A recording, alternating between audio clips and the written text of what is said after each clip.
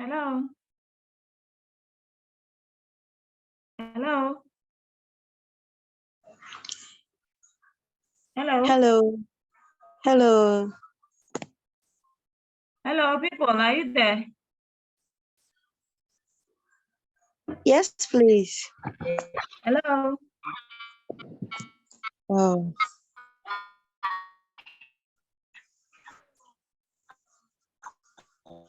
Hello. Hello, good evening. Hello. Is it Hey, network? are you Please, there? Please, somebody yes, to please. respond. We can hear you, ma. Hello. Wow. Can anybody hear me? Yes, please.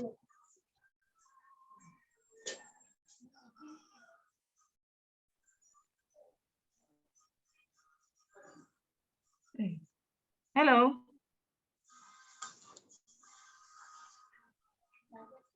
Ernestina Asante. Please, can you Yes, hear ma. me? Yes, please. Hello, can somebody hear me? Hey, nobody is responding. Oh.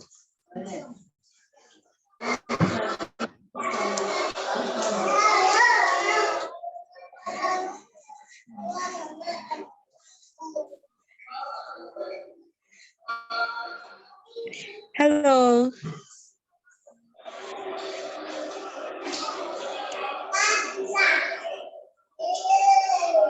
Wow.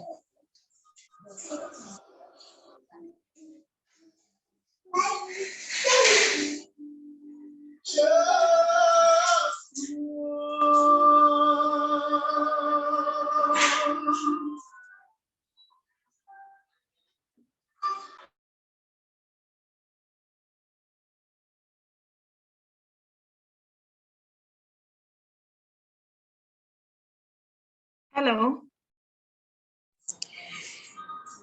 Hello, ma. Yeah, hello, please, we can hear you. At least today is our first time of meeting. Let's have some people, something at the background.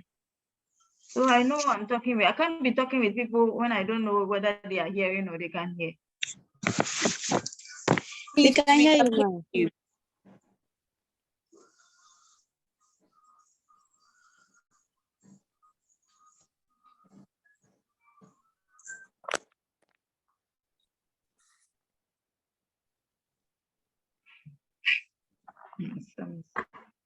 Okay, anyway. So my name is Cecilia Smith, and I'm going to take you for pathology, which includes cytology and histology. So I was given some topics that you intend for us to go to. So this includes tissue processing, staining, dyes and staining. It was not specific whether it was in histology or cytology. And then there is special stains, special staining technique. There is immunohistochemistry. So there are some topics under immunohistochemistry. I will treat them as one. And then some staining. So immunohistochemistry will include enzyme histochemistry and those. And then the function and reagents all will be under immunohistochemistry. So we'll do tissue processing, we'll do immunohistochemistry, and then cytology. So other people want to know how to report cytology. Some people want to know cytology. So we'll do something about cytology too. And then we'll see how time will permit us. So are we clear here? So we'll start with tissue processing, since anything that will be done on the tissue will have to start with processing. So we take tissue processing today, and then subsequent days we will. So we'll finish with the histology, then we'll go to cytology. So after tissue processing, we'll go to staining, and then immunohistochemistry. Then after immunohistochemistry, we'll do some cytology, depending on the time that will be permitted. Please, I want somebody to respond. What is it that nobody wants to say anything? And you are typing. Yes, I can see you are typing, but at least let me know that I'm talking to people. Yeah, with you, ma. Unless Yes, maybe please. my Following. speaker is not working. Otherwise, I can't hear anybody. Okay. Please, we are following. We are with you.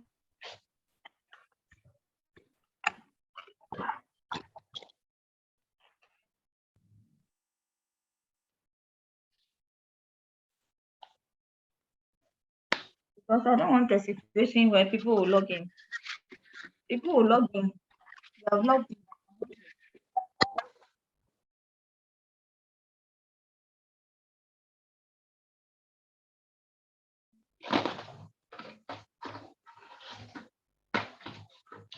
Please, we are with you.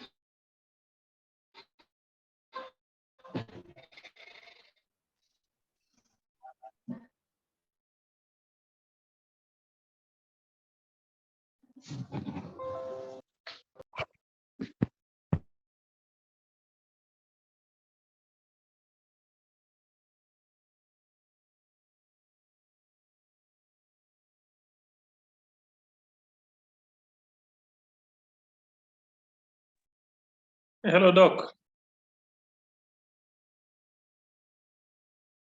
Hello.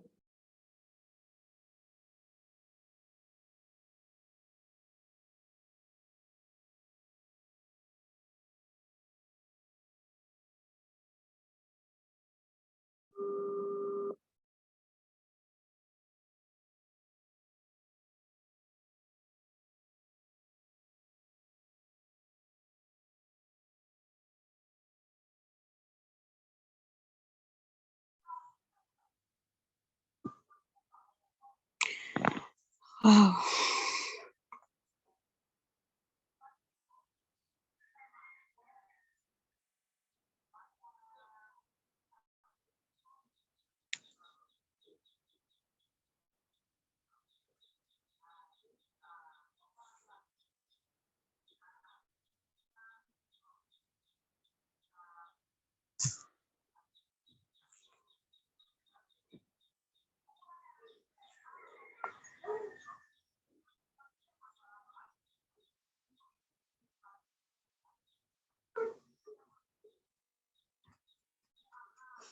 What? Oh.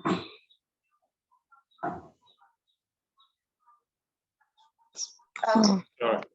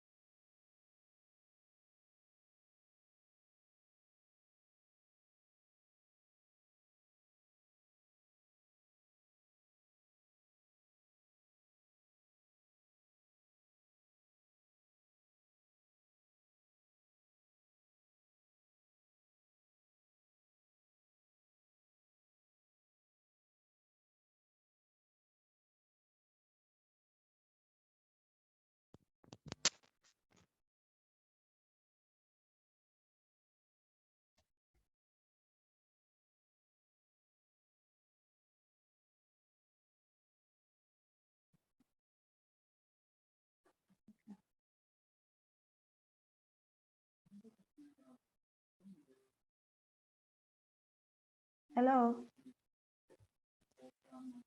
Yeah, Doc. Yeah, we can now hear you. Hey, Doc, we can hear you. I think it's the internet.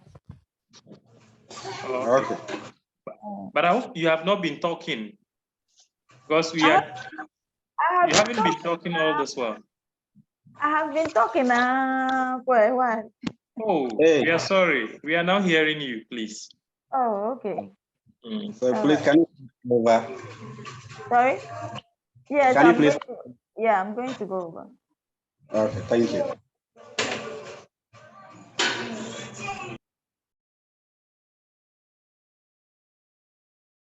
But can you see my screen?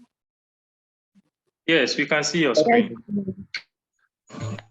Yes, we can see.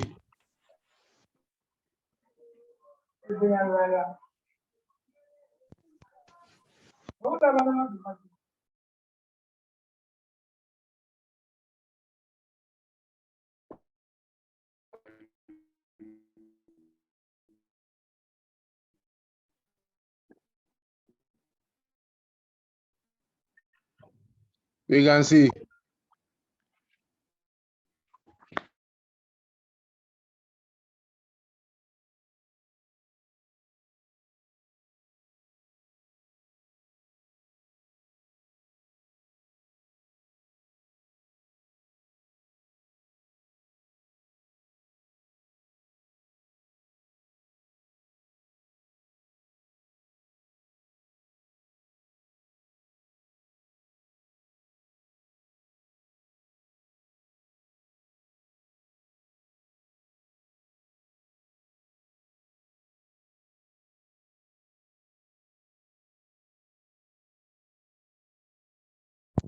Please, do you agree with me? We didn't hear anything. No. Still. We are now hearing you. So you couldn't hear.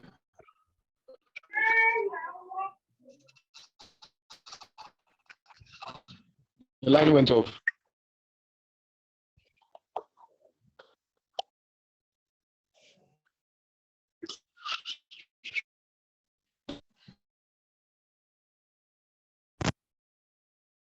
Me. Can you hear? Okay, maybe my earpiece. Yes, I can hear now. Hello, can somebody hear me?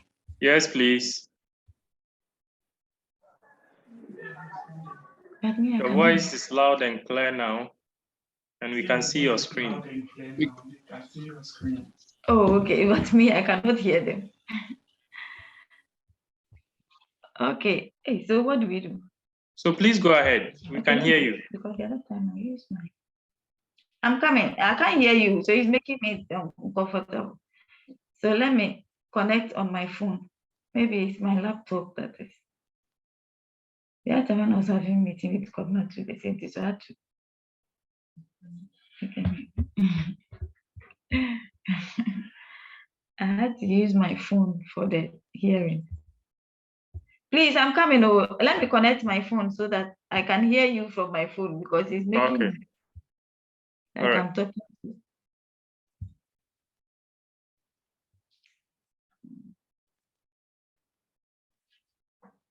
Recording in progress. Okay. Okay, so great. We can hear you, just that we have echo. I'm sure from the phone. Echo at the back. You're having two devices. Is it better now? Yes, it's okay now. Okay, great. So I'm saying that I wanted us to go through. Okay, the echo is back again. I'm coming. I will mute the one on the laptop. Okay.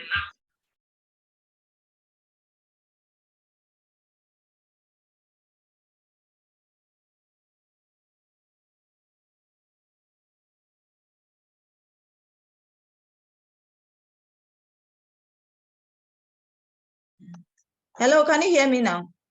Yes. Loud and clear. Okay, great. All So right. I wanted us to go through the content of our discussion for the rest of the weeks that we have to go through this. And I was saying that I received some topics that you would want us to discuss. And from the topics I received, I have grouped them into 4 main topics. So they include, okay, let me just go through and then see why I have grouped them into 4. So we have tissue processing, we have staining. So the staining, we have staining, I don't know which one is that. There is another special staining. There is a immunohistochemistry, there is a hormonal cytology, there is enzyme histochemistry, there is epithelial cell identification. So putting all of them together, I want us to go by these topics.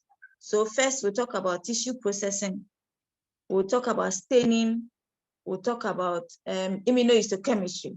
So then that one will end for the histology part. And then for the cytology part, we'll talk about cytology as it is, where we'll look at cells and then we'll look at identification of cells. Usually, I don't know which one you are referring to, identification of cell, whether it is gynae or non-gynae. Because I've seen hormonal cytology here, which is gynae. So the identification of epithelial cells, okay, so that indicates that it is still gynae. So we'll do only gynae cytology and then reporting of gynae cytology. Okay, so we'll do tissue processing. So today we are going to do tissue processing.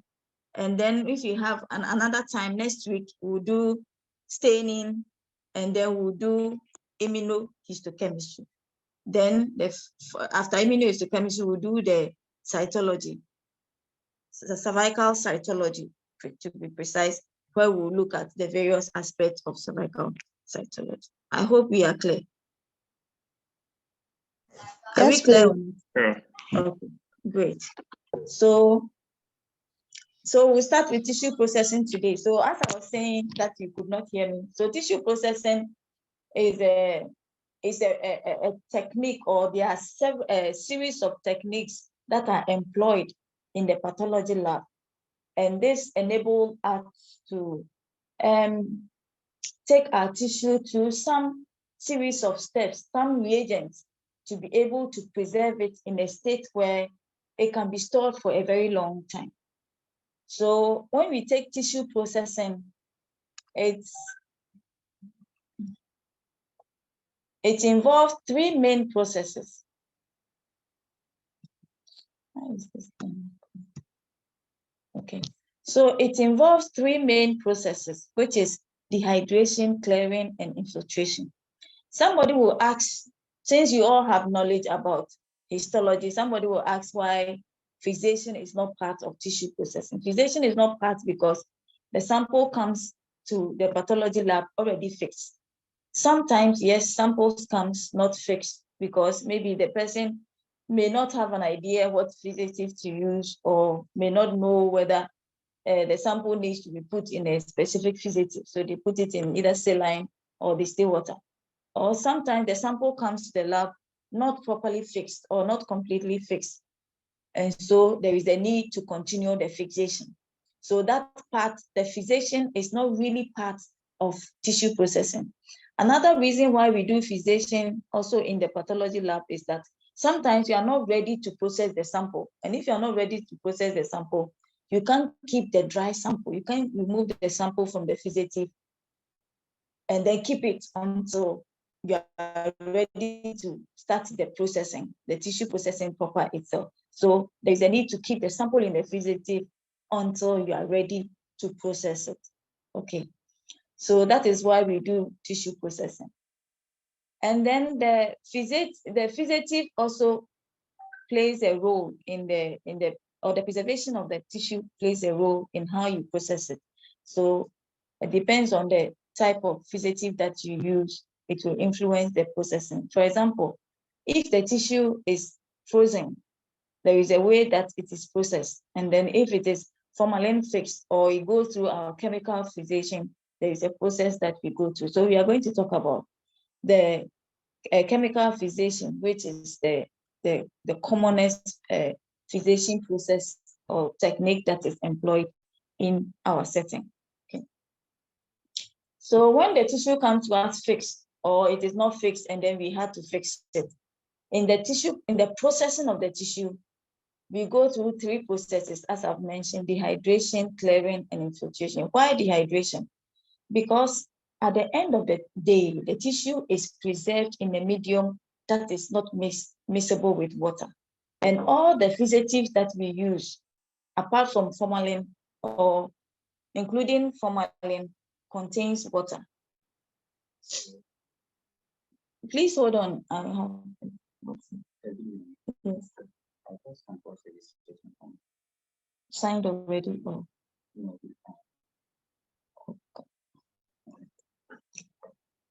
You leave them. On Monday, you come to them. Yes, leave them. Has HOD signed? You have to send it to HOD to sign first. The Monday then.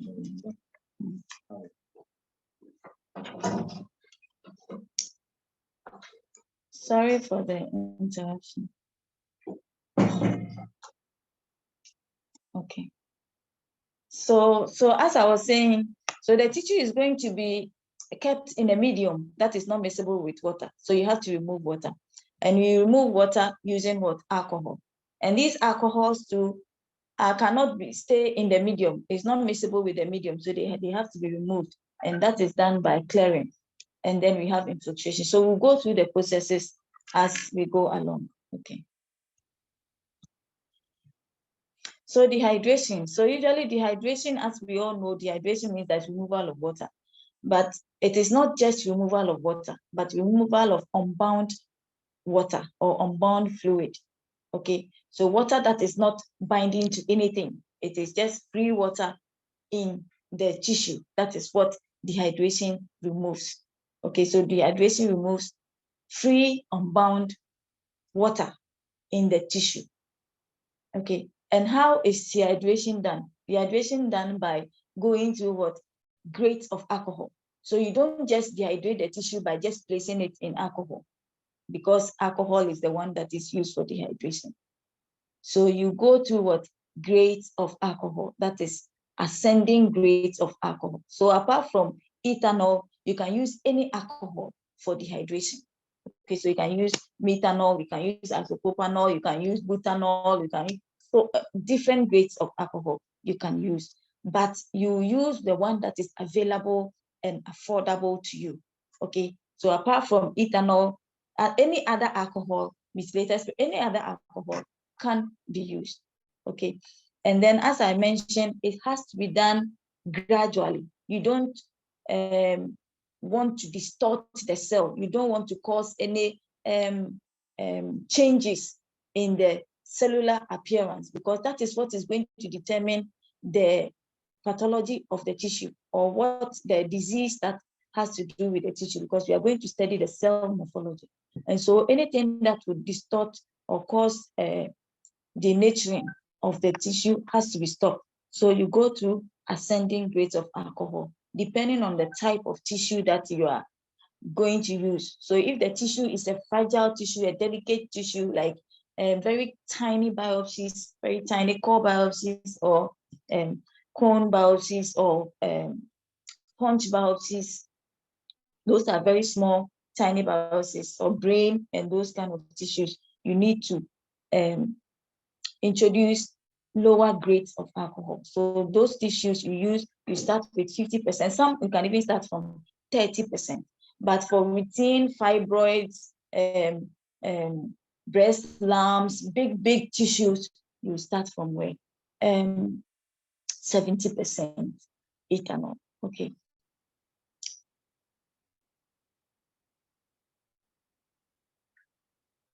So there are also some tissues that already come fixed, especially for cytology samples that are going for. Sometimes you receive cytology samples and they have tissue fragments in it. Then you might have fixed it in alcohol already, or there is a fixative that we usually use. We call it canoid fluid, which is alcohol based. And so when you are using alcoholic fixatives, you don't go to the 50% or 70%, depending on the percentage of alcohol that you have in the tissue. That is where you start from. So if the alcohol content in the fixative is 70%, then you start from 70%. You don't go back to formalin and before you start, because the sample is already fixed in alcohol-based fixative. Okay, so if the fixative is 90%, when you are going through dehydration, you start from 90%. So it varies. Okay. So as I mentioned, there is a graded alcohols that the tissue goes to, depends on the delicacy of the sample and the size of the sample or the type of tissue that you are dealing with. Okay, so usually the dehydration takes a few hours. So you have, when you are dehydrating, so let's say you're starting from 50%. Usually it's advisable to have at least 2 changes of each of the percentage. So if you are starting from 50%, you have 2 changes of 50%. If it is 70%, 2 changes of 70%, then 80%, 2 changes, 90%. But if your lab is not well equipped, it's not financially sound, you can go to one of them each. It means that you have to be changing them regularly. It means that you have to be changing them regularly, because the more you use, the more water goes in and the more diluted the alcohol becomes. Okay. So one of the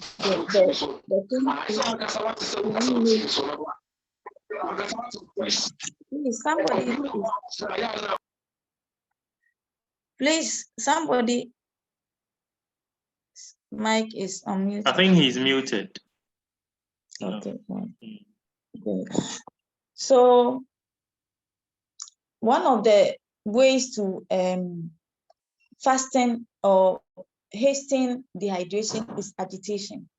So usually when you are processing the sample, it can be done manually or it can be done automatically. So if you are using the automatic processors, it has embedded in them agitation process. So as the tissue goes through the processing in the automatic processor, it agitates by itself and then it enhances penetration of the alcohol into the tissue. But if you are doing manual processing where there is no agitation, you have to create your own agitation by either shaking the container that contains the alcohol, or you once in a while you go and shake it yourself. Or yes, once in a while you shake the tissue and then you enhance penetration of the alcohol into the tissue to enhance complete dehydration. Another thing to do to enhance dehydration is the thickness of the tissue. The thickness of the tissue is very, very important. And so you have to make sure that the thickness of the tissue is between 3 to 5 millimeters in thickness. Okay, 3 to 5 millimeters. That one allow for penetration of the fluid into the tissue. So it applies to all the other processes or the other stages of tissue processing. Another thing to ensure complete dehydration is to test for the presence of water, especially in the last alcohol, the absolute alcohol that is supposed to have removed all the water in the tissue, all the free unbound water in the tissue. Okay, so what you do to detect whether the tissue has undergone complete dehydration is placing 100 copper sulfate in the tissue, in the last alcohol. So if it turns blue, then it means that there is water in that alcohol. So you have to change it and bring fresh absolute ethanol or fresh absolute alcohol. Okay, because when there is water in the last absolute alcohol, it means that you are going to transfer water into the subsequent solution, which is not miscible with water. And so you have to ensure that there is complete dehydration. And that is the only way you can, either you can have it as a filter paper or you can have it as a crystal where you place it in. And then if there is water in the alcohol, it will what? Turn blue. Okay, then you know that there is water. And as I mentioned, it is in the last absolute alcohol that you place the anhydrous copper sulfate, because that is where it should have been completely dehydrated. If it is not, then you have to change it and bring fresh absolute alcohol. Okay.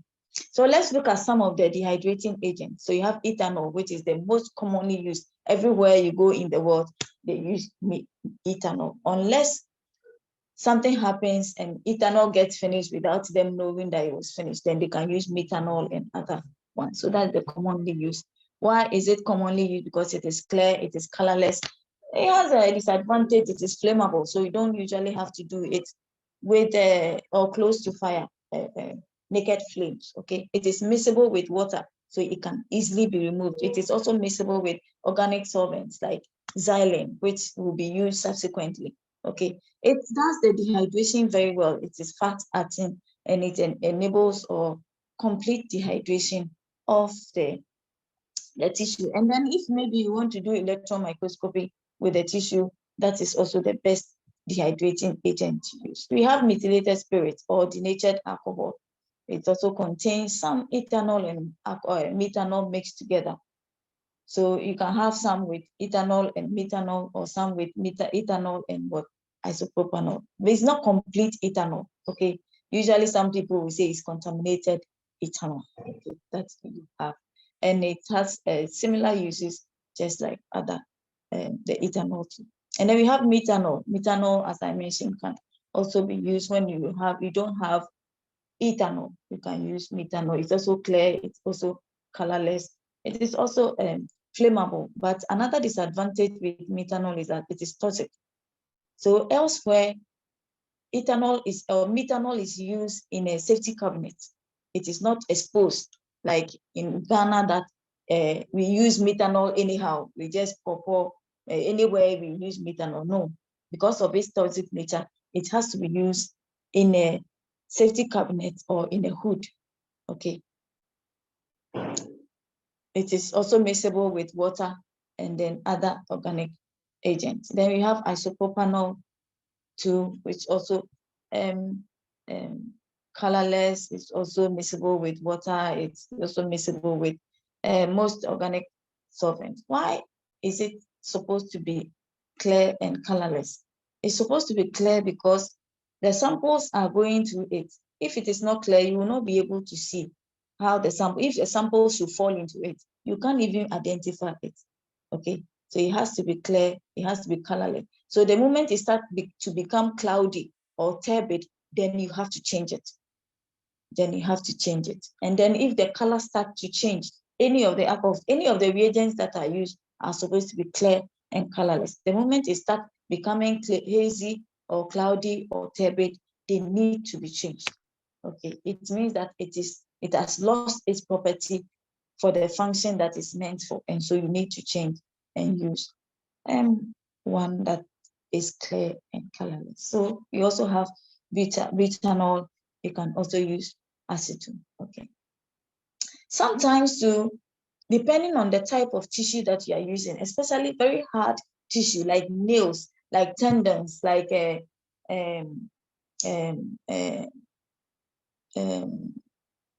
ligaments, those kind of tissues, they are hard already.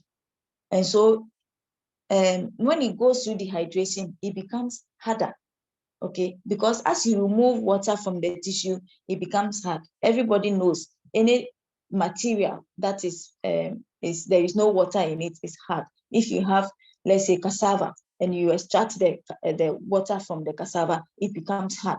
It hardens. So the fixation itself hardens the tissue, plus the alcohol, which is the dehydrant, also hardens the tissue. So if the tissue is already hardened, and then you have to go through dehydration, you can imagine how hard the tissue will become. So sometimes if you are dealing with hardened tissue like that, like fibrous tissue, like tendons, like nails, and those kind of hard tissue, you need to add a softener to the alcohol. Okay, so you add softener to the alcohol. The softener is usually added to the 95% or the 90% alcohol, okay? Because we don't want to contaminate the absolute alcohol, okay? So usually it's added to the either the 90% or the 95%. And some of these additives are phenol, okay? Or you can have what? Glycerol, okay? You add it to the ethanol, and then it can moisten or it can soften the tissue, okay? Not adding water per se, but just to make the tissue soft enough for the subsequent processing that needs to be done, okay? So after dehydration, you clear. So after the 100%, you go through changes of the 100%, depends on the economic state of the lab. Some people will go to three changes, some will go to 4 changes, some will go to 2 changes, but it is not advisable to go to 1 change of absolute ethanol, okay? It has to be 2 or more so that it can be complete dehydration. So after dehydration, the sample is cleared. What is clearing? Clearing, one of the properties or one of the characteristics or one of the duties or the role of clearing is to remove the alcohol, the dehydrating agent. So it removes the dehydrating agent, and it also produces some clarity because it does what? It removes unwanted materials. It can dissolve some proteins, it can dissolve some fats and other things, making the tissue a bit translucent, a bit clearer, okay? And this clearing agent must also be miscible with the infiltrating agent. So clearing agents serve as an intermediate or a link between the dehydrating agent and then the infiltrating agent, okay? So it should be miscible with both. So it's miscible with the dehydrating agent so that it can remove it. It's miscible with the infiltrating agent so that it can allow the infiltrating medium to come in and impregnate the tissue, okay? So that is the role of the clearing agent, okay? And what are the properties? What is an ideal clearing agent? It should be able to remove the dehydrating agent, as I've said earlier, and then it should be able to be what? Miscible with the infiltrating medium, which is usually what paraffin was. And it shouldn't cause so much distortion, so much damage to the tissue. The tissue damage should be minimal, okay? You can't prevent total absence of tissue damage, but at least it should be minimal. It shouldn't be toxic. It should be safe, it should be cheap. Safe, we cannot say it is safe because we all know that xylene is not safe, but there are other clearing agents that we'll talk about that are there, okay? So you can have some oils that are there, you can have benzene, which is also very dangerous chemical. So when you are using some of these things, you have to be very careful, okay? It has to be used in a safety cabinet or in a hood, but in our environment, it is used in open air, which is not very safe, but that is what we have and what is available, okay? And the clearing agent too is flammable. So when you're using clearing agent, you have to make sure that there is no naked flames around, okay? So what are some of the factors that you need to consider when you are using clearing agents? The clearing agent should have low boiling point, or that the low boiling point is very important so that it will not be so flammable that little fire will catch it. If it has high boiling point, it can easily catch up with fire, okay? And then it should also not cause so much bitterness. It shouldn't cause so much hardness, even though it's able to dissolve some materials that provide some softness to the tissue, like protein, provide some softness to the tissue, and you are using the clearing agent which will remove them. So you shouldn't keep so much, you shouldn't keep so long in these clearing agents, because if it keeps so long, it will cause the tissue to become too hard and then it will start breaking off. So when you are using clearing agent or when you are clearing the tissue, you have to monitor the timing very well, okay? So what are some of the examples of clearing agents? So apart from xylene, there are also some other agents that you can use for clearing. So you have chloroform. So usually chloroform is used for frozen sections that you have frozen, okay? Sometimes you can also use it for formalin fixed tissues, okay?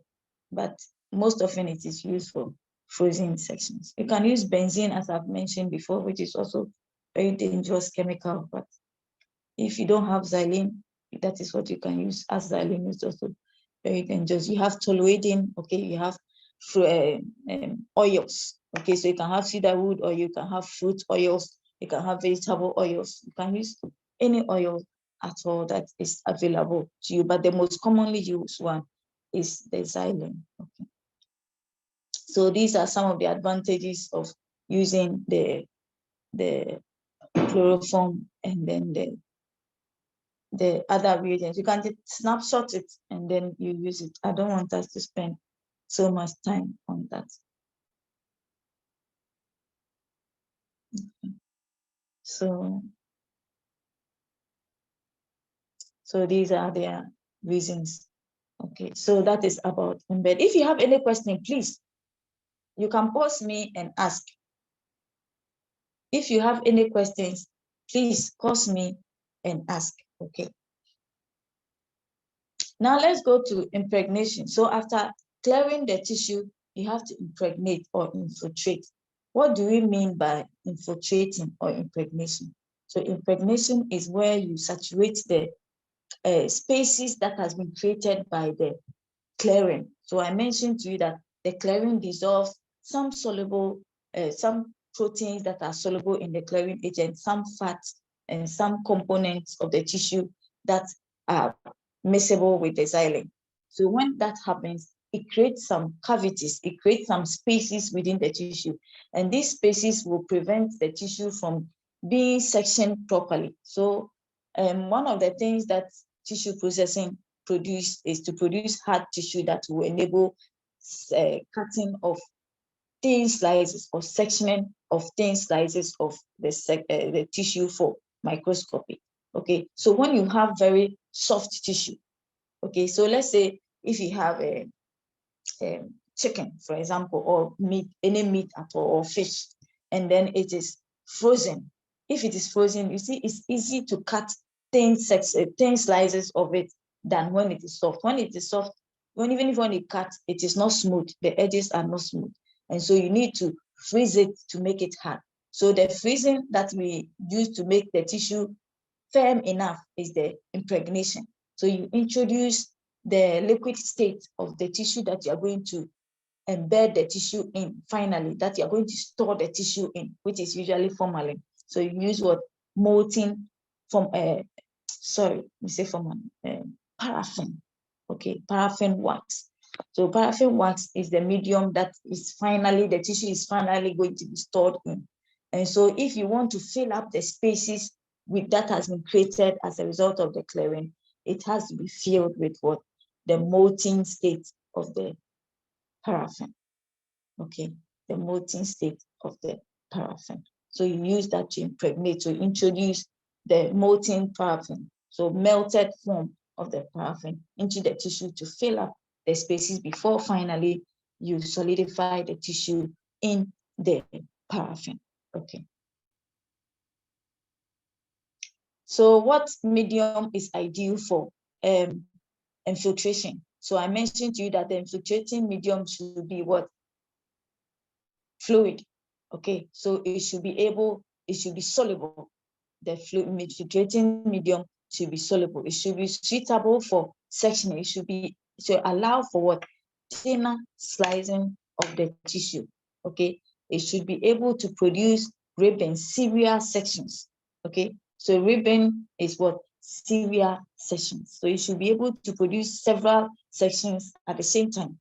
Okay, so if you have a medium that does not allow you to do that, then you have a problem. This is important because when you produce serial section, you are able to select the best out. And then sometimes there are some tissue that you need levels or you need deeper sections. And so if you're able to produce serial sections, it enables you to select the levels. So you can select the first one, you select after the first one, maybe the third or the fourth one.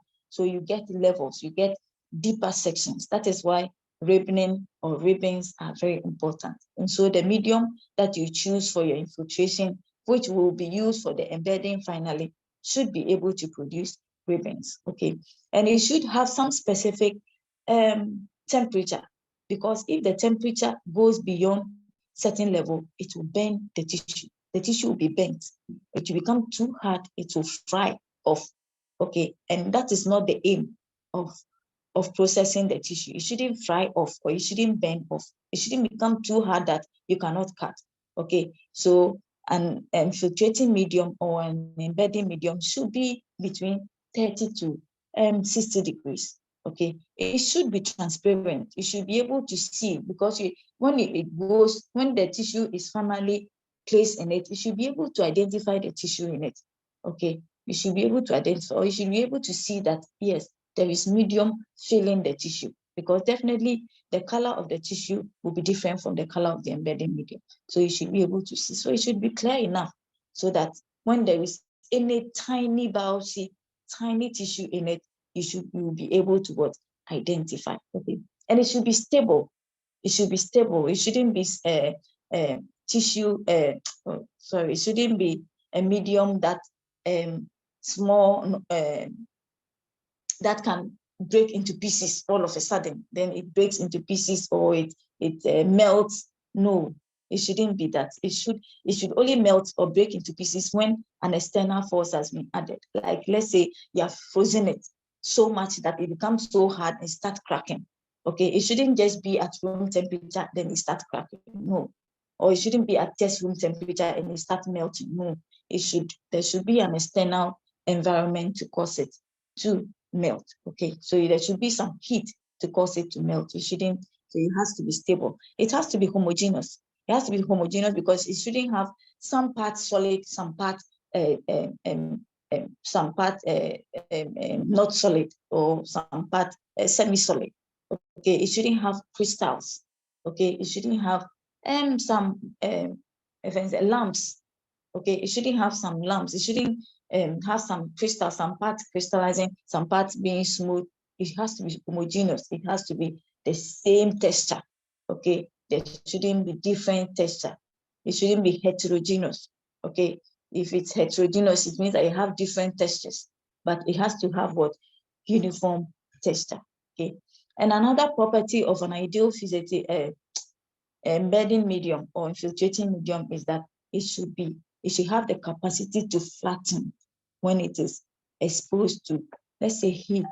Okay, it should have the capacity to flatten out, because when it flattens out, then it spreads out the tissue, and so the architecture of the tissue is viewed better. Okay, the architecture of the tissue is viewed better, and there wouldn't be folding, because when they are folding, the cells tend to lie on each other, or they tend to cover each other, which is not the best, because you want to see individual cells and you want to see them flat cells. Okay, so the embedding medium needs to have the capacity to spread out, to flatten, and it shouldn't be toxic. It shouldn't have any scent. Okay, and it should be cheap enough for everybody to afford. Okay, so why do we use paraffin? Why is the paraffin the commonest infiltrating or embedding medium to use? Because the reason why paraffin is used, because it is available. It is available wherever you go, you get paraffin. Just that there are grades of paraffin. There are paraffin that you use for making candles. Even the candles, you have different grades of paraffin that you use. There are paraffin that you use for so many other things. Okay, so you have different grades of paraffin. So paraffin is available. It is cheap. It is not expensive. You can easily get it. Okay, and it produces quality slices, quality sections. If you want good sections, you can get it from paraffin. It's easy to cut. It's easy to section. Okay, and then you can also use it for several uses. Depends on what you want to use it. You can adapt it for any other use that you want to do. And it doesn't affect subsequent techniques that needs to be performed, like staining. Whether it is special stain or normal staining, it doesn't have any effect on it. Okay, it doesn't have any effect on it. And the melting point is reasonable. Okay, the melting point is reasonable. Okay, that is between 30 to 60, or sometimes 39 to 60, between there somehow. Okay. So one of the things that we need to know when we are using paraffin wax is that, you know, I mentioned to you that it is used for embedding, and the embedding is done to enable cutting of sections, slices, thin slices. Okay, so when you get paraffin, you have to make sure that it doesn't contain any particle, because when it contains particle, just like you are weeding, when you are weeding and you meet a stone or you meet a hard material, you see how your knife edge becomes. So it's not able to even cut subsequent, even soft weeds, because it has been what? The knife has been planted, or it has formed the next. And so when the paraffin that is going to be used should be free of particles, whether it is dust or it is foreign material or it is pieces of papers or pieces of wood, whatever, it shouldn't contain that. So in case you melt usually the wax comes in a solid state, so you melt them before you use them. So when you melt it and you see that there are particles inside, or maybe you buy the wax and then you see that there are some particles inside, when you melt it, you filter it before you use. You filter it. But when you melt it and it is clear, you can just use it like that. Okay, it has to be what? Free of particles. And then it also has to be free of water. It shouldn't contain any water, because if it contains water, the water is not miscible with the wax. So it will be what? It will soak up the tissue and cause frothiness in the tissue, and the tissue cannot be used for anything. You can't even section the tissue because there is water in it. That is why the tissue has to undergo what? Dehydration to remove water.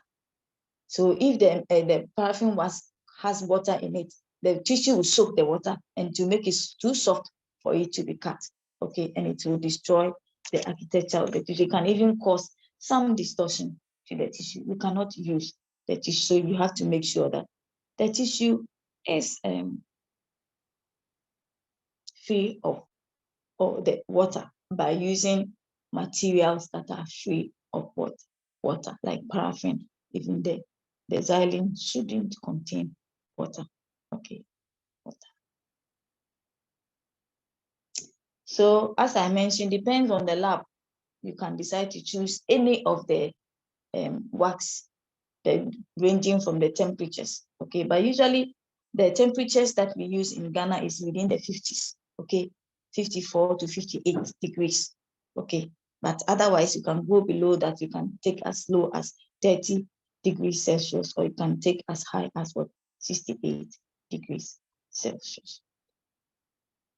So usually the higher melting point ones are used for hard tissues. Okay, so like if you are using tendons, or you are using nails, or you are using keratinized material, that is, or tissue that are hard, you want to go for the one that are hard, because the harder it is, the higher the melting point.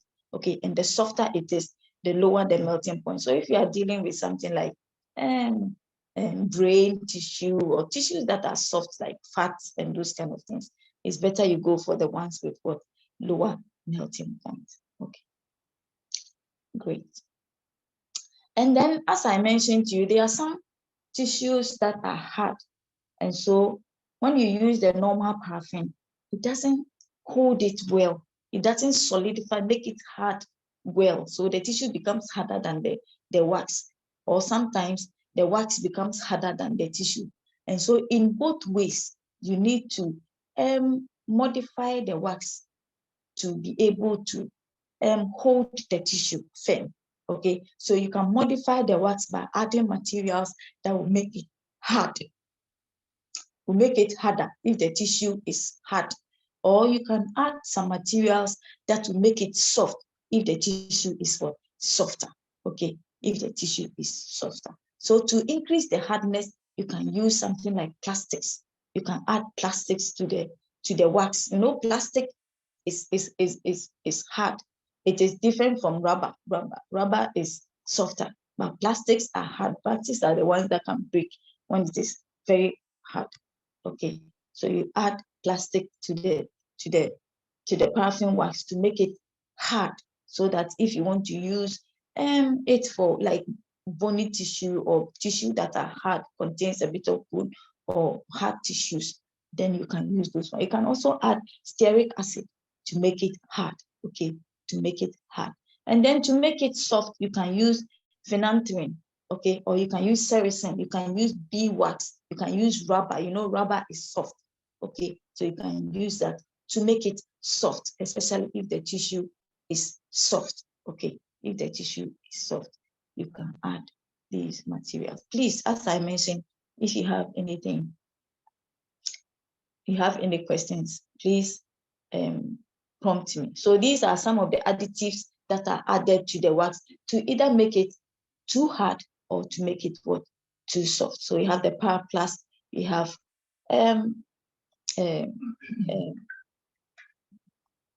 resins, we have so many other things, okay. So some of these wax that have additives are also commercially available. You can prepare them in your lab if you can do it, but some of them are also sold already in the market, already hardened or softened, okay. So these are some of the examples of already prepared wax with additives, okay, especially the ones that have the harder materials that hardens it. So you have the Picolite 115, we have the Paraplast, we have the Paraplast Plus, okay. These are all added to the wax to make it firm enough to be able to produce what, thinner section. The firmer the harder the wax, the thinner sections that you produce, especially if the tissue itself is also hard, okay. If it is soft, then you go for the one that you add the beeswax, the one that you add rubber, the one that you add what, sericin, the one that you add the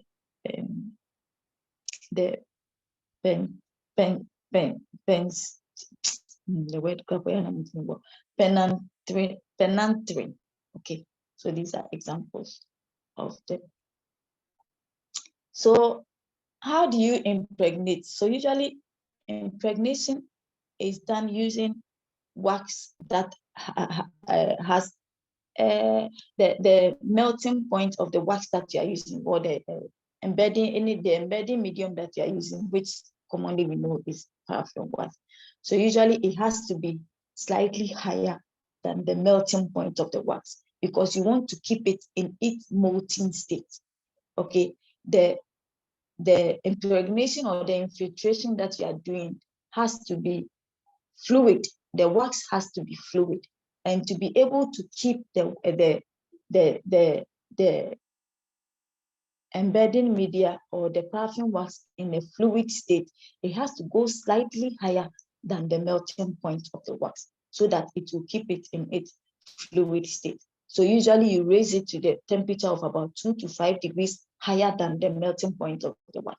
So let's say you go for a wax at 50 degrees Celsius. So every wax has its melting point. So if you're going to buy the wax has its melting point, and then you decide to choose which one would be ideal for your work, okay. So let's say you have decided that you are going to take the wax with the melting point of 50 degrees. So in the infiltrating medium, in the stage where you do the infiltration, you increase the temperature a bit from about 3 to 5 degrees higher than it. So if the temperature is, let's say, 50 degrees Celsius, then you take it to what, 53 or 54 degrees, so that it will melt. You know, sometimes you can melt oil, or you can melt wax, and then even though it's melted, it is not so fluid, so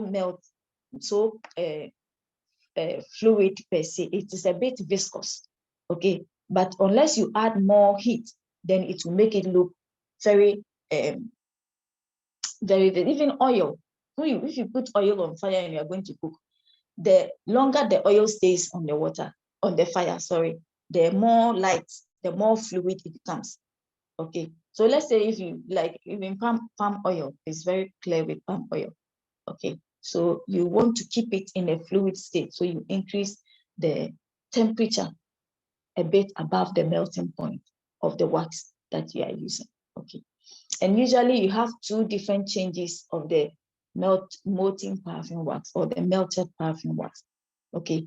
And one other thing that we need to consider is there should be some heat, some temperature in that paraffin state.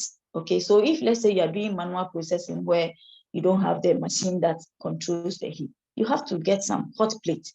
So when you get to the infiltrating stage, the wax has to be on a hot plate that has a temperature for 3 to 5 degrees higher than the melting point, so that it will keep the wax in a molten state. Okay. And usually you don't, because there is heat in there, it can also cause hardening to the tissue. It can cause the tissue to fry up, to dry up or to harden. Okay, so you have to monitor, make sure that your timing is very, very important so that you don't keep the sample in the wax for a very long time, and then it will cause hardening of the tissue. So usually the timing also depends on the type of tissue you are dealing with, how soft the tissue, how hard the tissue. If the tissue is already hard, you don't spend so much time in the infiltrating medium. But if it is soft, then you can spend some time in it. Okay. So usually you don't go beyond, depending on the type of tissue that you are dealing with. If the tissue is a tiny biopsies or very small biopsies, you don't spend the whole time in. Sometimes you can spend like 20 minutes or like 15 minutes or like 30 minutes. But if the tissue is very dense tissue or very let's say very sizable tissue like fibroid or other things, you can go like 1 hour, 1.5 hours. Okay. But if it is a very tiny biopsy or small soft biopsies, you don't really go in for a very long time. Okay. So as I mentioned, the timing depends on what the size of the tissue, the type of tissue, and also the clearing, the type of clearing agent you are using, whether vacuum is present or not. If you are using normal processing, manual processing, there is no way you can create vacuum. So you don't use vacuum at all. So vacuum is using negative pressure that reduces, that enhances penetration. Okay, and it also reduces the time by which the clearing is done. So that is what I have already described. So vacuum is very good when it comes to penetration, because it reduces the turnaround time, the time for the processing. So usually a vacuum is created in automatic processing. Okay, so it takes shorter time to do automatic processing than to do manual processing, because manual processing, there is nothing like vacuum. So you have to make sure that the samples are penetrated by all the reagents that are going to be used. Okay, so exposure time is reduced and all that. Okay.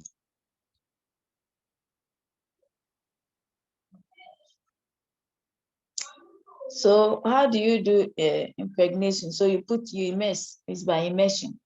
Everything that you do is by immersion. And then there is also pressure that needs to be attached. That is the vacuum that is created. Okay, and it has to be done slowly. So for automatic processing, they have standard pressure that is exposed to millimeters mercury. Okay, so from 400 to 500. If every automatic processor has the pressure, how to adjust. So it depends on the kind of tissue you are dealing with. You can adjust your pressure to create the vacuum that will help you do your tissue or process your tissue within a very short time. So I've spoken about how to deal with hard tissues and then the soft tissues already. And then fatty tissue, dry tissue. If the tissue is dry, you have to hydrate it before you can go to the tissue processing. So if the tissue is not dry, then you can. If the tissue is already informal, sometimes the where they take the biopsy, they don't have for a physical. They don't have physical. So what they do is they dry it. So they microwave the tissue, which is also a form of preserving the tissue. So when such a tissue comes, you can either use the microwave method to process the tissue, or you can so put the tissue back into water, rehydrate it. Okay, you rehydrate it, and then you can now start to use the tissue, or you can process it straight away by taking it through the rest of the processing. So you go through infiltration, and then you embed, and then you can soften it using a softness. Okay, and then you cut your sections to embed it, then and then you cut your section. Okay, so every tissue, as I mentioned to you, every tissue and how it is processed depends on the nature of the tissue. Okay, so usually when you receive whole tissue, it depends on what the clinician want to see. Okay, sometimes they want you to process the whole tissue, like the brain. They want you to process the whole brain just as it is. You shouldn't cut it into pieces. Like the eye, you have to process the eye as it is. Okay, like some delicate, maybe some tissue that is gross, like it is. It doesn't need to be sliced. They don't want you to slice. You should have a way of treating them. Okay, because they need it in that architecture to be able to see the pathology, the extent of spread of the pathology, and the invasion, how the lesion has affected the tissue. Okay, so we have different ways of processing, and then also the fragility of the tissue, how delicate the tissue is, also influences how the tissue is processed. So if you have tissue that are hard, like the eye, the cornea, it is, or the sclera, the lens, they are very hard. Okay, they are very hard, and so you need to put some softening reagent into the alcohol to soften. Like if you are dealing with nails, it is hard, so you have to add some softening. We have spoken about all that already. Okay, so this is so after you have infiltrated the tissue with the paraffin wax, then you end the tissue processing. Tissue processing, as I mentioned to you, start with dehydration, then it goes to clearing, and then it ends with what? Infiltration.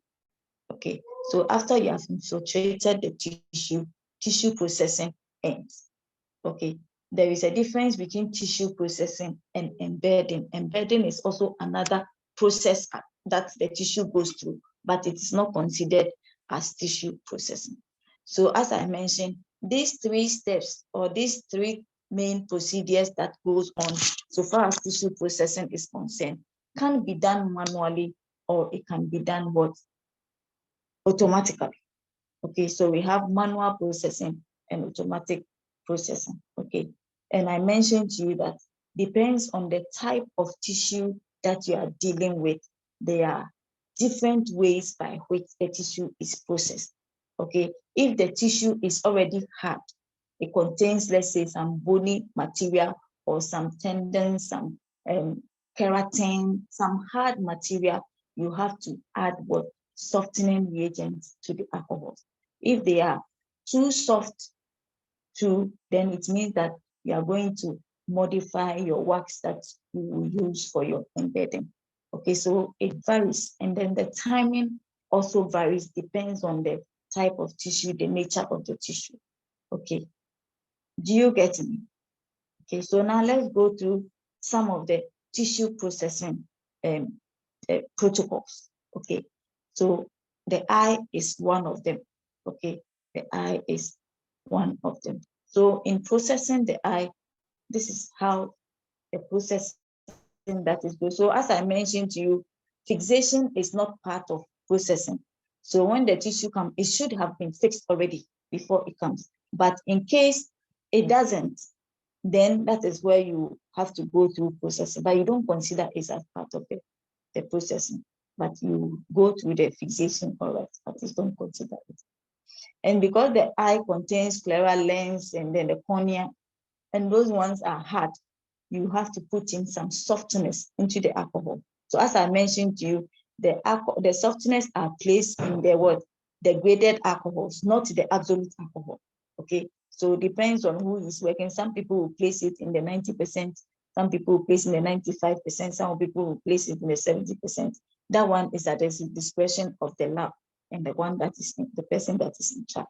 Okay, so phenol is added to soften it before it is what? Completely dehydrated. And then this one, they use paraffin, chloroform, but you can also use paraffin. Okay. And as I mentioned to you, usually the eye is embedded as a whole, or is processed as the whole eye, because they want to know, unless the eye was fractured already, or it was ruptured, or it was cut through already, or maybe from the theater they cut it, and to look at the details of how the lesion had penetrated or has infiltrated the eye. But otherwise, when they bring a whole eye to the lab, you don't cut it, you embed it as a whole eye. Okay, you embed it as a whole. Somebody will ask, how is the fixation done? So usually they use the perfusion. So you use needles to inject the formalin into the eye. Okay, you use needle to inject formalin into, because you don't want to cut. Okay, so you use formalin to inject. We call that perfusion. Okay, that is what you use to do. So when you are going through the tissue processing too, you use perfusion. Okay, even though you drop it in, you make sure that it goes in. So you inject some of the fluid into the eye to make sure that the inner part, the core of the eye, is also exposed to the chemical that you are exposing them to. Okay, great. So as I mentioned, you need to have grade 2 or more concentration of the same. No, I think someone's yes, hand was up. Oh, okay. Is it Tremantin? But he's dropped his hand. Tremantin, please, if you have a question, go ahead. If you have a question, please. Yeah, so madam, the question I have is that if we actually embedding the whole eye like that, do we have a special tissue cassette for it? Yes, we have special tissue cassette. You have special embedding mode for them. So if you have, so that is one, those are one of the things, or those are the things that you need to consider when you are setting up a pathology lab, or even when you set it up already, and then you realize that such tissues are coming, you need to get the instruments or the equipment to be able to handle them. So you need to get embedding modes that you can use to embed a whole eye. You need to get a cassette that you can use to embed a whole eye. And so in situations like this, you do manual processing. You don't do automatic processing, because you need to take critical look at such a sample. So it's not every sample you receive that, even if you have automatic processor, it is not every sample that you use. There are some special samples that you have to do manual processing, so that you don't distort the architecture of the tissue. Chairman, are you okay? Okay. Are you and okay? Then my last question, you were saying that the physician or the surgeon actually can remove the whole organ and then ask you to not Process it. cut Yes. any organ, but probably embed it like that. Yes. Do they really recommend you to study certain parts of that particular organ, or is just for you to just study the whole part of that particular organ and tell them where the pathology is? Yeah, so what they would add if they don't want you to cut open, they will add instructions that process the sample as a whole. Okay, they will add instructions that process because they want to see how the tumor has gone into the tissue, and there are other things they want to see. Okay, especially if they want to see the recession margin. So they want to see whether the tissue has gone, the tumor has gone beyond the tissue, or how the tumor is spreading within the tissue, so that you can be able to, you can see a section, a glass slide with a section, and it is like this thing, a frying pan with egg. Very big section. And we have microtomes that cut those kind of sections. Oh, okay. You have microtomes that you use to cut those kind of sections because you want to see the whole architecture of the tissue to be able to report. Wow. It is not common here, but it used to be common that they will bring a whole eye that it shouldn't be cut. So you have to embed it like that. But for now, for some time, it's been a long time I've seen sessions like that being brought. Oh, okay. So you can receive a whole brain. They will ask you, you have to process the brain as it is, the whole brain as it is. So you can receive a whole, let's say, gallbladder, a whole tissue, organ like that. You process it as a whole. You don't cut it into pieces because there is a tendency that you miss something. So you just process it as it is, and you produce levels or deeper sections, so that they will know the extent of spread of the disease, or whether the different parts of the organ, it is the same architecture or is different. They have several ways of why they do a whole organ embedding processing. Please, are you okay? Yes, ma'am. Any more questions, please?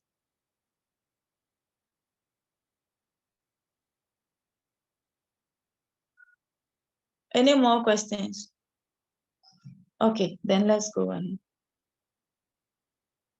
So when you want to process a nerve to, as I mentioned, brain, spinal cord, any material, you should be, you know that the nerve is one of the hard materials. When you kill a goat or chicken or anything, the nerve, as you all know, is the hardest part. You can't even cut. Even if you want to use knife to cut, it's very difficult unless the knife is very sharp.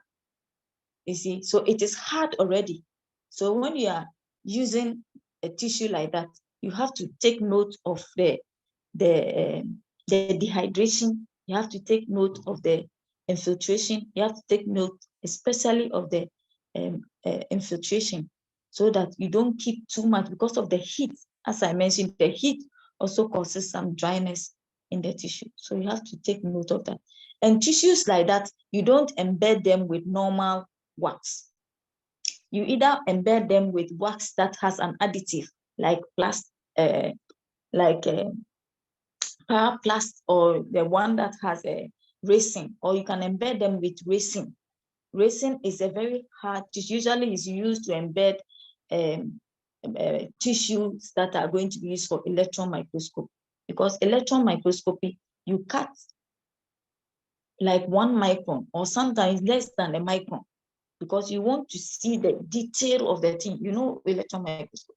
Okay, so you need to cut very thin sections. Okay, and so you need to get material that is hard, that can be able to cut very thin sections. As I use this thing, the frozen food, for example, frozen meat or fish. If it is very hard, you are able to cut very neat sections, very neat slices. Okay, but if it is soft, the slices are not neat. Okay. So when you have hard tissue, you do that. And one other thing that I forgot to say, because I didn't talk about fixation, so is that any sample that you receive, it has to be neutral buffered before, for the fixative has to, especially with the formalin, it has to be neutral buffered. Why should it be neutral buffered? Because if there is if there is acidic, it creates pigments. So anytime you have acidic environment, acidic pH in a medium that contains formalin, it creates what? Formalin pigments. So formalin pigments are formed when you have an acidic environment, acidic pH. So that is why you use what? Neutral buffered formalin for the fixation. So it's very important that you use, and it is buffered because you want to have the same environment as it is in the body. Okay, so it's usually you use buffered. So bone, how do you process bone? Depends on what the person is looking for. Most of the time, the bone will have to be decalcified. Okay, it has to be decalcified before it is processed to remove the calcium ions, okay, from it. So there are several ways of also decalcifying. We have the chemical decalcification. Okay, you have chemical decalcification where you use either HCl or you use formic acid, or you use tricloacetic acid. You can use nitric acid. You can use strong acid like HCl, but the concentration has to be low, like 0.5 to 1%. If you use like formic acid, you have to use like 5%. If you use nitric acid, acetic acid, you have to use like what? 10%. Okay, to decalcify the tissue. Okay, so you decalcify the tissue, you remove the calcium. You can also use the chelating method where you use what? EDTA. So you know the principle of preventing the blood from clotting. You remove calcium by using what? EDTA. It's the same principle that applies here. Just that when you are using EDTA, it will take forever for the calcium to be removed. It takes a long time for the calcium to remove. But if you use this acid, either a strong acid, HCl, or you use a weak acid like formic acid, that you can use like 5% of the formic acid, or about 10% of the nitric acid or acetic acid. Okay, great. So you remove the calcium from it before you process the sample. Otherwise, some of the clinicians also want the calcium to be present. So if they want the calcium to be present, then it means that you are going to embed the tissue in a medium that is also hard as the calcium. Usually they use the resins. Okay, they use the resins to embed calcified tissue. Okay, or very hard tissue, or they add additives. They use paraffin wax that has resins as part of the additives, okay, to embed it.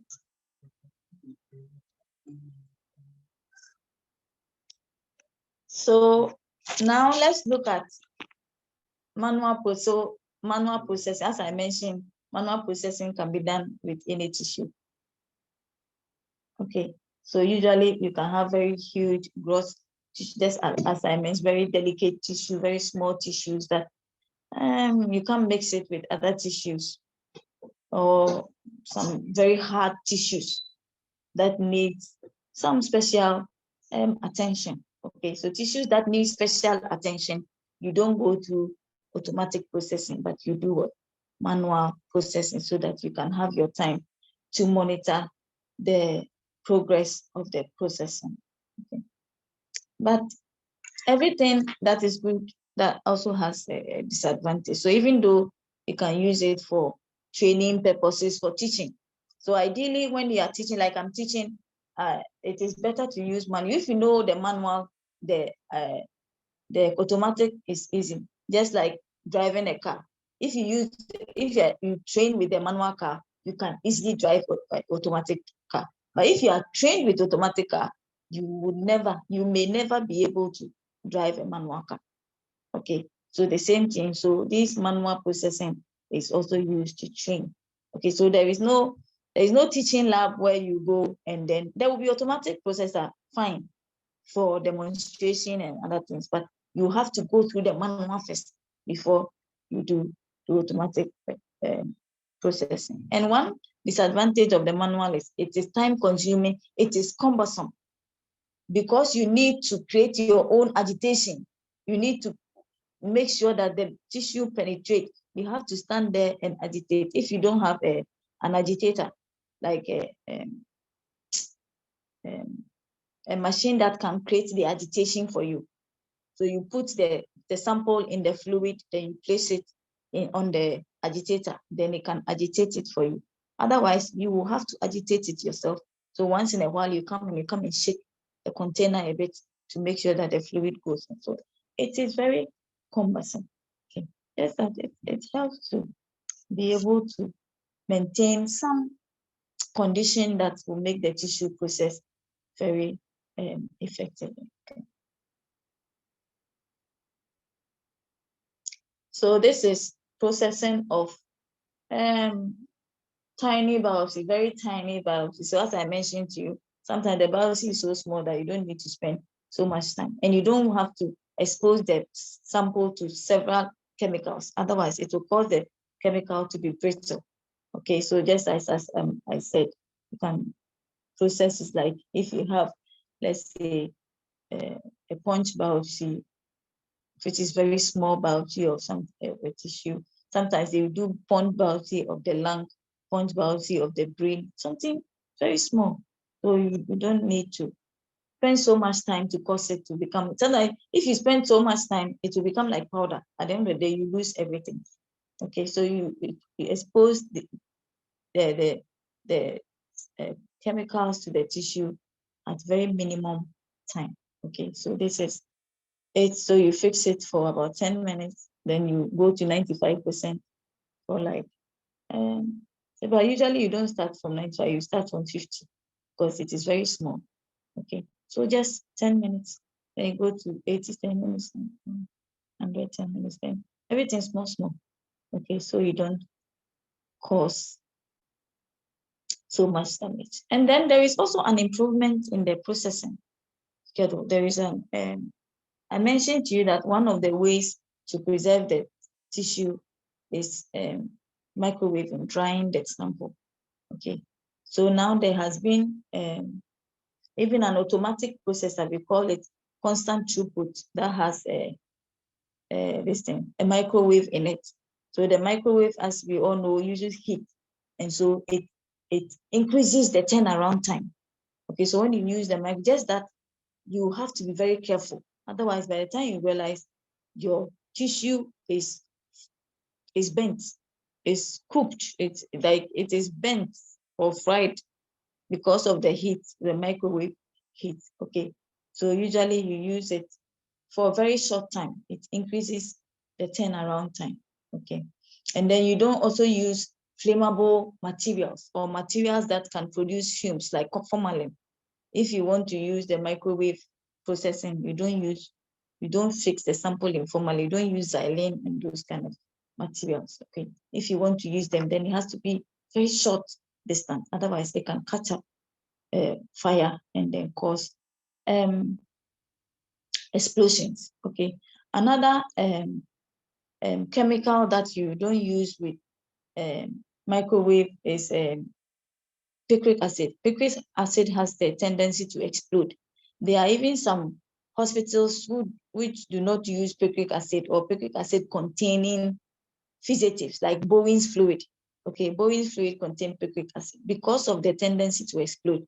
I remember recently we had Bowen's fluid in our lab, and then recently I needed some for somebody to do some prostate biopsy something. When I went to the lab, the container that contains the Bowen's fluid had ruptured. And then the Bowen's fluid there was nothing inside the container. So you can just imagine if this occurred in a place where they are flammables, or they are, or it is even a concentrated picric acid, you can just imagine what would have happened, the explosions that can happen. So there are some labs or some theaters, they don't allow picric acid in there, no matter what procedure you want to do. They prefer you use picric acid based physicists. Okay, so that is about manual processing. So now let's go to automatic processing. Why automatic processing? Automatic processing is very important because, as I said, it increases the turnaround time. Also, if the workload, if you have a lot of cases, like you get hundreds of cases in a day, not our situation where we receive like 20 samples or 10 samples. No, if you are receiving 10 samples in a day, automatic processor is not ideal because it's expensive. So you can't just buy automatic processor to process 10 samples. So maybe a whole month you get like 20 samples. So it is not ideal. So where you have a lot of workload, where you can get hundreds of samples in a day and you have to process them and give patient report, okay, then you need a tissue processor. Okay, you need automatic tissue processor. And also when there is the workforce is minimum, like you don't have a lot of people to work with. Okay, you don't have a lot of people to work with that they can stand at the manual processing and be checking from one medium to another, taking forever to process one sample. So if you have a few people in the lab, then you need what? Tissue. That people don't want to do pathology. A lot of people don't want to do pathology. And so we don't have a lot of people in the pathology lab. So if you have a pathology lab, usually you have a few people there. And so if you have a lot of cases, you need to use what? Automatic processor. You need to use automatic. And then automatic also processor also allows some freedom in the timing. So if you want to delay the processing or you want to do some weekend processing where you want to start processing the sample, get the sample ready by Monday. Meanwhile, you have done the grossing and everything on Friday. You want the tissue to be processed by the time you get to work by 8 o'clock in the morning. Automatic processor can do that for you easily. You can set delay times. If you want it faster, you can set it by increasing the vacuum and then to increase the penetration and let it done fast for you. If you want to wait till it starts, let's say you have samples to be processed by Monday morning, and then you don't want them to start processing by Friday, because the longer it stays in the reagent, the more fragile the tissue becomes, or the more brittle, hard the tissue becomes, and the more brittle, and then at the end of the day, you may lose it completely. Okay, or it becomes too hard that even sometimes the softener cannot help you. Okay, so in that case, you want to process it within the normal time. And so you can set the delay, and then Sunday afternoon it will start, or Sunday evening, depends on the timings you have set for it. If you are processing it for 6 hours, then you have to delay it to start 6 hours to 8 o'clock. Okay, so let's say 2 p.m., 2 a.m. in the night, Sunday, getting Sunday dawn to Monday morning. So that is when you want the processing to start. You can set it like that. Then you leave the sample in formalin in the processor until it is ready to start the processing. Okay, that is where formalin is fixation comes in. Okay. And then there is also an alarm system who can tell you that your processing is complete or there is a problem with any of the steps. It will give you an alarm. The only disadvantage is it uses what? Electricity. And so if you don't have stable power, then you are in trouble. If you have doomso like Ghana, you have to get a generator or you have to get a stabilizer that can stay for a long period, not the kind of stabilizers that we have that when the light goes off, just a few seconds, or sometimes when the light goes off, no stabilizer, everything goes off. But if you have some stabilizer that can hold power for some hours so that it can sustain the processing for you and it will not distort your sample. Okay. So there are two types of automatic processors. Okay, there are two types of automatic processors. We have the tissue transfer processes, which is usually the carousel type. The carousel type is the tissue transfer, where it is the tissue that moves from one medium to another. Okay, so tissue will move from formalin to alcohol, let's say 70%. Then the tissue after 70%, depending on the time that you set for it, when the time is up, it removes it, takes it out, drain it, and moves it to the next one, the next tissue, the next solution. Okay, then it goes from solution to solution. So it is the tissue that is moving. Okay, and then we also have one that is fluid transfer. So for the fluid transfer, it is the fluid that moves. Okay, so for the fluid transfer, it is the fluid that moves. So the sample is at a stationary place. So the fluid is connected, is usually put in containers that are connected to tubes. So you have two tubes, one for discharging and one for what? Dispensing. Okay, so one goes, send the fluid in when there is a need for the fluid to go into the tissue, and then the other one drains it back into the container. Okay, so that is the fluid transfer. So let's go back. So these are examples of the carousel method. So when you take, this is also a carousel method where you have what? Tissue transfer. So it has graduated. So this one is the clock disc, the one that you have the disc. Let me see if I can use this. Okay. You can see. So the clock disc, this one, where you use this one to set the timing. Okay. So you make indentation, the processing times. Okay. So if the whole circle clock is for 24 hours. So how many the hours you want to spend on the processing, you make the indentation, let's say 70% alcohol, it will spend 30 minutes. So after 30 minutes, you make an indentation. If the 80% is 20 minutes, after 20 minutes, you make an indentation. So you set each disk is for a processing duration. Okay. Or you can use one half for one processing duration, and then you use another half for another processing duration. Depends on the time that you are using. So if you are using like 18 hours, you can use one disk for two. But if you are using 6 hours, you can use one disk. If you are using 10 hours for processing, you can use one disk for two. Okay, so it moves just like that. Okay, so this is the carousel type, but it has moved to the digital. So this is digital. So instead of using the disk, this one is digital. And this digital also allows you to set programs. So you can set programs for how to process very small samples, delicate samples, how to process for robust samples like fibroids, breasts, those kind of tissue. Okay, so you can set a program, let's say program one for, let's say, core biopsies. Okay, so you know core biopsies, you don't spend so much time in the solutions.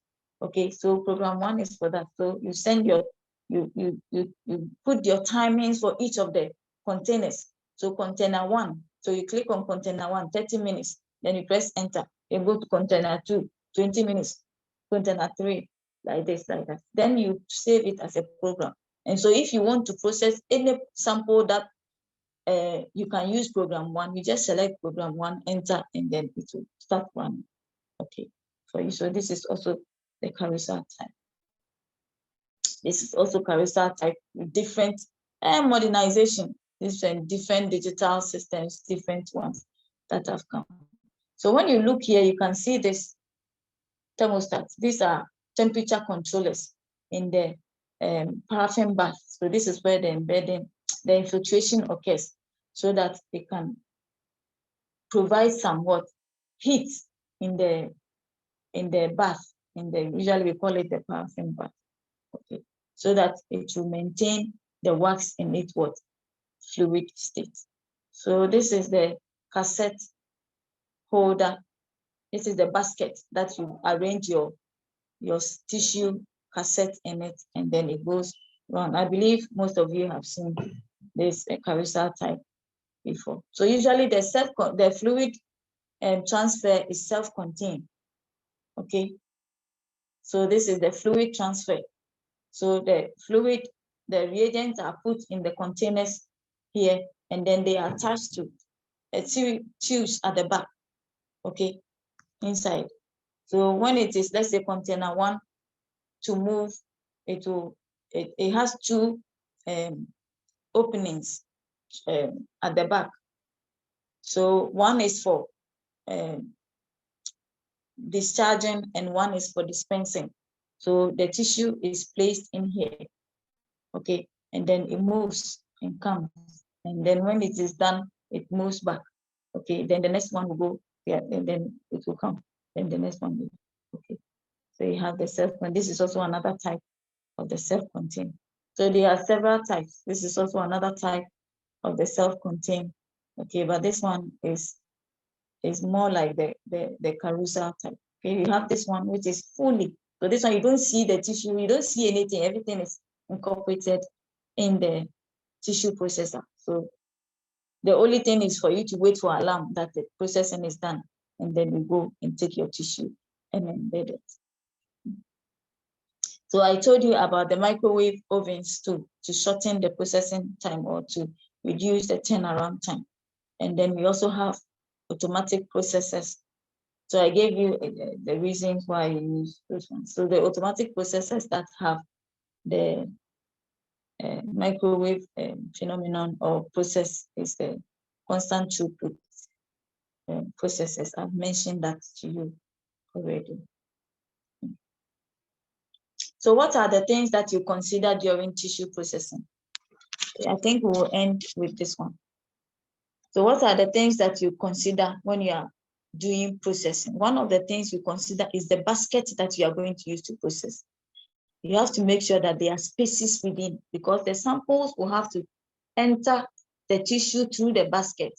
So if you have the basket with, because of this previous processing, wax settling on the basket and blocking the holes within the basket, it will create problem. You process and the tissue will not be processed. So your basket will have to be cleaned all the time.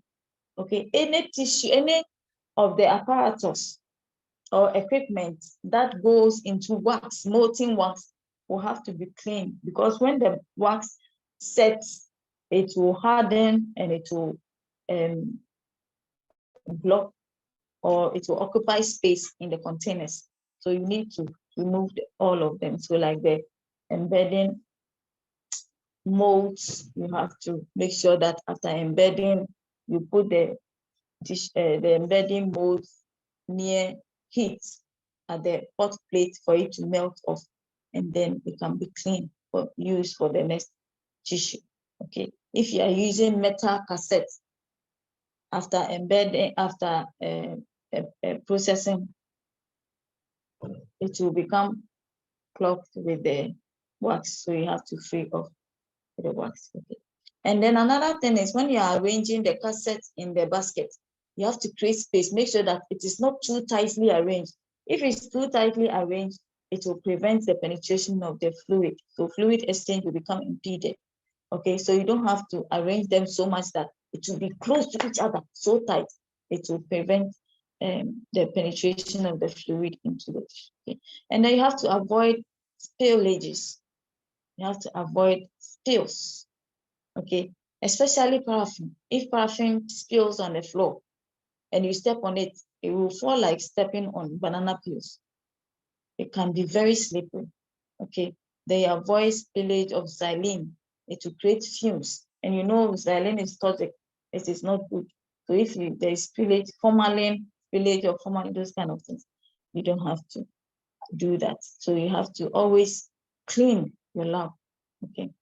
And then when you are filling your containers, so the containers that are in the processor, these ones, when you are filling them, you have to make sure that you don't fill them to the brim, because if the basket is coming with a tissue, it also has some volume that is going to displace. So if you fill it to the brim and then it displaces it, it will cause spillage.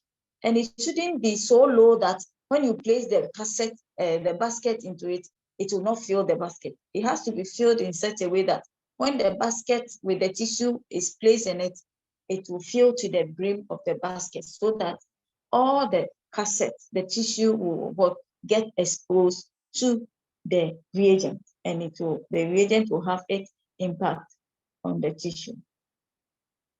Okay. And then if you are using timing, delay timing, you have to check that the timing is correct. Sometimes I remember some time ago, we were using, when I was in Kolebu, we were using the automatic reset delay. Apparently our delay was not done properly. And then the following Monday, when we came, the samples were still in the formalin, ready looking at our faces. It didn't process. So we had problems. So we had to start the processing again. So when you are setting delay timing or you are setting timing for your processing, you have to check that the timing is correct. Otherwise, by the time you realize you have either over processed the sample, so you have increased the times, or the samples will not be processed at all. Another thing that you also have to keep is the logbook for the processor, so that you know when to change your reagents. If you have logbooks, some people will use the appearance of the reagent. So when the color of the reagent changes, then they know that it has to be changed. But some people also have logbooks where they change the solutions per the number of samples that are run or that are processed. So let's say if some people will have it like if you run every 500 sample or every 1,000 sample or every 2,000 sample, then you will change the reagent. So they have monitored their machine, their reagent, and they have noticed that after running the number of cases, the reagent loses its potency, and so they are able to know that, okay, so let me process 10 samples. After 10 samples, I cannot, so I have to change the reagent. Okay? And also you have to keep a logbook to monitor the temperature of the processor. The temperature of the processor, very, very important. The temperature of the processor is very important. So you have to keep, so every morning when you come, you check. In the afternoon, you check. Then in the evening, you check. So that if there is any, especially with the paraffin bath, because if the temperature changes, the paraffin wax will solidify, and you will not be able to work. If it solidifies while the tissue is in it, you know what it can cause. And then if it solidifies before the tissues go in, it can't even enter because it has solidified, and it will create problems for the machine. You can spoil the machine. Okay. So as I mentioned also, the paraffin bath should have a temperature about 3 to 5 degrees above the melting point of the wax to keep it in its solid state. So all that have to be checked. So I think we will end here. Hello. Hello. Hello, ma'am. Yes. So I think we'll end here unless you want us to go for maybe because we could not hear each other, so we didn't start on time. We can end here, or you want us to continue? Should we end or we should continue? Yes, let's end here. Let's end here. Okay. So do you have any questions? Sorry? How many more slides do we have to finish this particular topic? And let me see.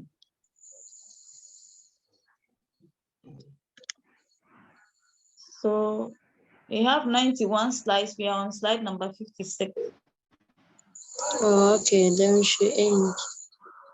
Some of them I have mentioned them already. So some of them it is just, we'll just run through because you are not freshers. You just need key points. That's why I'm stressing on the key points, like the temperature of the water bath, like why you have to go through the samples using specific timings, why the different sample. Those are the questions usually they ask during your exams. Okay, so that's why I'm stressing on those ones. Okay, so take note of those ones. Then the different types of this thing, modify the medium that you use to modify the wax.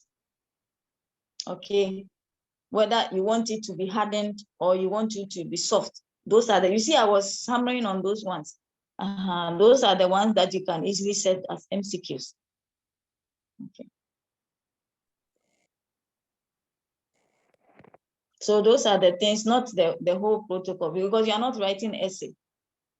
Okay, so maybe somebody can ask you about if you are processing, let's say, fibroid tissue or breast tissue, at what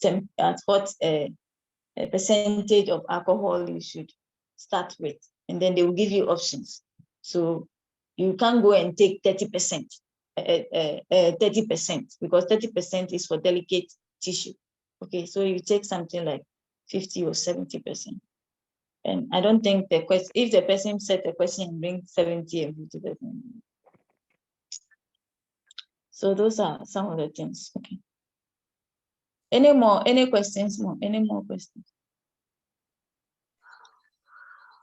Any questions? Any clarification? Anything? Maybe the questions, some of the questions were asked during the exam that didn't go well. You can ask. If I don't know, I'll also go and find out. If I know, I'll tell you. Okay.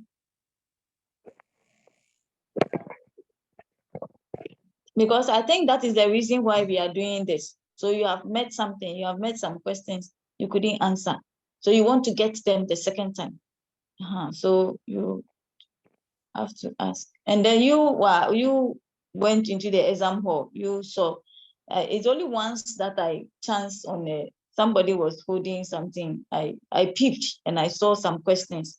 But otherwise, I don't have any access to any of the questions. So I can't really tell how the nature of the question. But for me as a lecturer, these are some of the points. For MCQs, these are some of the areas I would ask questions from.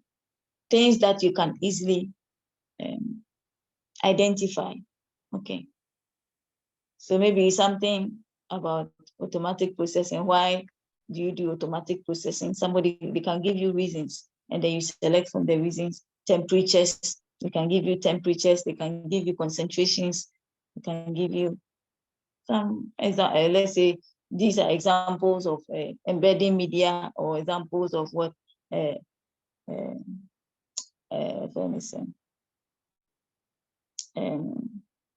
dehydrating agent, clearing agent. So what can be used as a substitute for clearing agent? Maybe for the diploma levels in the MLS or something, it can be put in the scenario forms, and then those kind of things. So that's why I'm stressing on those parts. The parts that is essay types, I'm just passing them. Those are essay types. But if you know them, it will also help you. So factors that you consider and all that, those ones. So factors you consider in tissue processing, as I've mentioned, agitation is one of them. Vacuum is one of them. Temperature is one of them. Concentration of the reagents is one of them. Okay. So those are the things they can ask. And I've said them in so many ways. Any more questions, any clarification?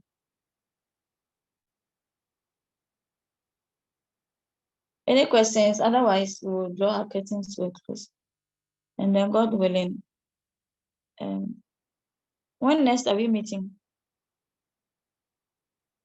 Is it 31st? Or we have a meeting before 31st? When next are we meeting for pathology? My people, are you there? Yes. Okay.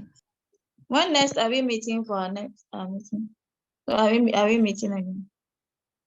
Please, did you like the lecture?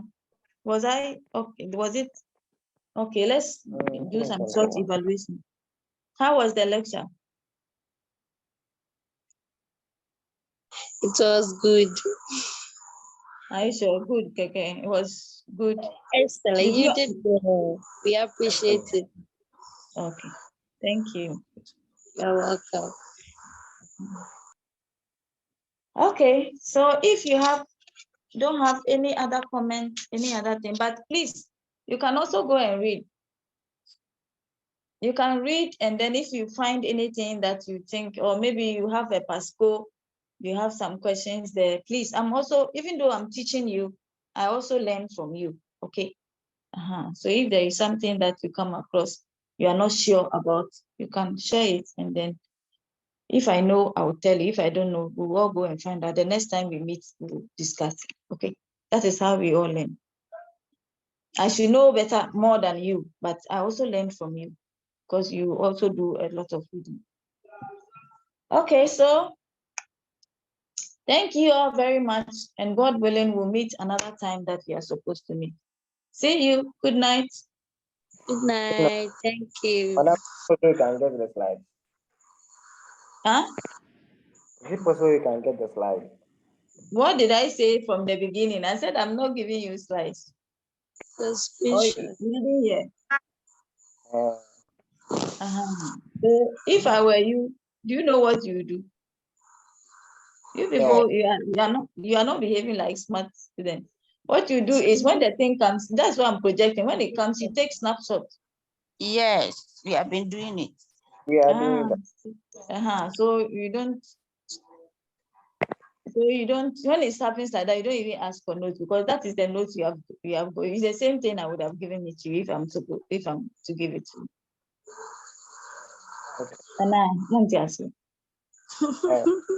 Say no one, Anna. Okay. All right. So see ya. Good night. Good night.